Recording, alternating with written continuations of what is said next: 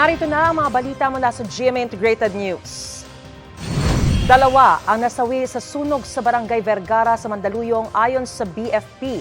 Base sa ulat ng Super Radio DZBB, umabot sa ikalawang alarma ang sunog na nagsimula pasado alas 11 kagabi.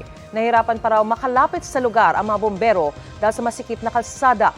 Mahigit 100 pamilya ang apektado at pansamantala silang nananatili sa evacuation center.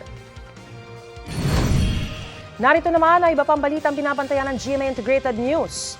Pangulong Bongbong Marcos nakatakdang bumisita sa Australia sa February 28 hanggang 29. Pilipinas, iginiit ang suporta sa soberanya ng Ukraine sa ikalawang taon ng Russian invasion. Amihan at easterlies magpapaulan sa ilang bahagi ng bansa. Para sa mas malaking misyon at mas malawak na paglilingkod sa bayan, ako po si Mariz Umali ng GMA Integrated News, ang News Authority ng Pilipino.